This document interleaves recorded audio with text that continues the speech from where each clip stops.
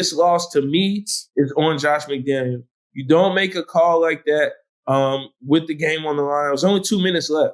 Well, I mean, I could see if there were 6 minutes left and you decide we're going to kick a field goal. But with 2 minutes and 40 seconds left, like, bro, what playbook are you going out of to say in this scenario, this is what we should do? Let's go. Hey, what's good, everybody? Your boy JT here. I got Dub here with me. Together, we make up in the arena. So let's go ahead and get into it. Last night, we saw the Pittsburgh Steelers head out to Sin City to take on the Las Vegas Raiders, which started off as a really good game for the Las Vegas Raiders. Ended up being a debacle of sorts. We saw Jimmy G throw a deep pass to Davante Adams. We saw Davante Adams just go out of his mind in terms of catches and receiving yards, doing everything he could to carry his team. But ultimately, the Pittsburgh Steelers won this football game 23-18. Some crazy decisions here at the end.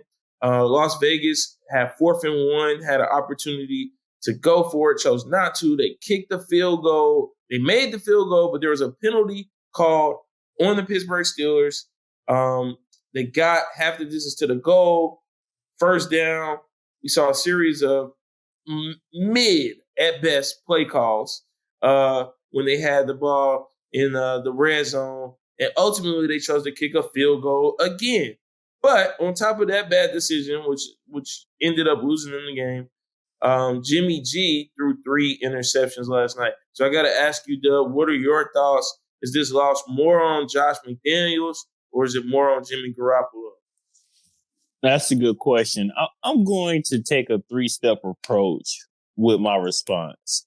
And it's going to be laid out like this. Jimmy G, McDaniels, Tomlin. Jimmy G, how many times have I had conversations with you historically telling you that Jimmy G is not that guy? Why do we keep believing that this guy's the guy? He can't get the job done. Yes, he dinks and he dinks and dunks with the best of them. He's good at that. But when it comes to truly stretching the field and not making costly mistakes, Jimmy G is not that guy. He's a very serviceable quarterback, but he's not.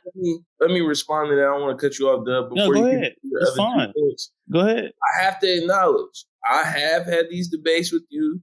I have tried to give Jimmy Garoppolo the benefit of the doubt. And after last night, I have to say, it doesn't fully change my opinion, but last night was just not good. You know, there were a couple passes that he made that were completions that were very high risk. I mean, there was one pass that he threw across the middle. I can't remember who he was throwing it to. And there were 4 defenders around, and he completed that pass. But, I mean, he takes a lot of risk with miscalculated risk. Not even calculated. Miscalculations. So I got to give it to you. You've been saying he's not that guy for some time. Right now, he's not looking like that guy at all. But go ahead, Dub. Listen, when it comes to high-pressure moments, he is and if you're from the South, you know what I'm talking about. He is the epitome of sunbeam bread. The one in the yellow container, and it can easily fold. You use it for a fish sandwich because it can fold easily. That's the epitome of Jimmy G. But I digress. I'll make this very quick. Josh McDaniels, coaching record, 36-60, 1 winning season, 2009 Denver Broncos. I called it last year. I said, why in the hell did the Raiders hire him? He's not the guy.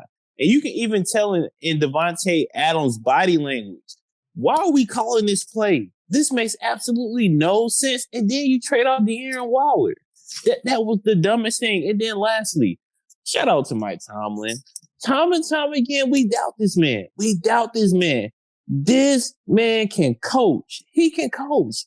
Despite the circumstances that he has, that trash offense, he still finds a way to win ball games. This is what he does. Shout out to Alec Heisman from the 49ers, UNC Charlotte 49ers, as well as Larry from the 49ers, man. Y'all boys keep balling out there. And Pittsburgh, salute to y'all. Yeah, Alex Highsmith, Larry Ogunjobi. Shout out to 49ers. I will say you made a great point about time when we down on time and time again, they find a way to win. But I got a caveat, Doug. You said trash offense. Kenny Pickett is playing good football. He's playing good football. He was driving the ball down the field to Pickens, finding his receivers. They can't run the ball, but that's no fault of his that they can't run the ball. He's making the right reads, and he's doing enough to manage the game and put them in a position where they can lean on their strength, which is their defense. Their defense has a lot of new faces. We see Joey Porter Jr. getting some play time, getting some reps.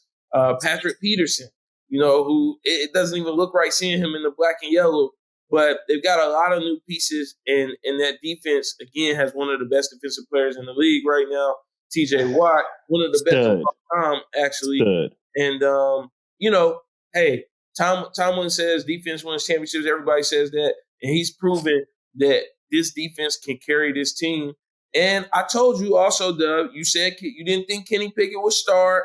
I remember you had a lot of criticism about Pickett. I still do. We'll see what happens. He didn't prove anything. He's putting his team in position to win, and that's all that matters, right? He hasn't proven anything. What was that? He hasn't proven anything. He averaged 185 passing yards prior to last night. He finally threw over 200 yards. And then I think he went for 229 or something. Let's listen. Let's check this out. Okay. He's young in his career. This is only his second season, right? He was a rookie last year, but he's thrown for over 200 yards every game this season. His ratings have not been great in some of those games, but last night he threw for 235 yards, 2 touchdowns, 108 passer ratings. 6 yards off. So good job, Kenny. Good job. Listen, they won the game, and it's about winning, so we give it to them. It is. I would say, to follow that up, this loss to me is on Josh McDaniels. You don't make a call like that with the game on the line. It was only 2 minutes left. Well, I mean, I could see if there were 6 minutes left and you decide we're going to kick a field goal. But with 2 minutes and 40 seconds left, like, bro, what playbook are you going out of to say in this scenario, this is what we should do? Once y'all got the penalty on them and decided we're not going to take the field goal, we're going to go ahead, first down, half the distance to the goal. At that point, more time is ran off the clock. I'm going for it on 4th down because at the end of the day, no matter how you spin it, I'm still down a touchdown. So why would I kick a field goal there? What good does it do my team? It puts a lot of pressure on my defense. Then we get to 3rd and 1 when the defense, again, has Pittsburgh back against the wall, potentially got to stop. And you call the worst play possible and you blitz, and they feel right behind the blitz and throw for the 1st down, game over. So this loss, Jimmy G played a very big part in it. I'm not going to try to demean the part he played in it. He played a huge part in it. But this loss is squarely on Josh McDaniels and the lack of situational awareness when it comes to being a head coach and putting your team in a position to win. So, again, we know the record. We've seen what he's done. He's a great coordinator. But I got to put that on Josh McDaniels. Absolutely. Well, you heard it here first here in any arena. You probably didn't hear it here first, but I digress. If you like our content, give us that CLS treatment, that comment, like, and subscribe, and we'll catch you on the next one. For sure.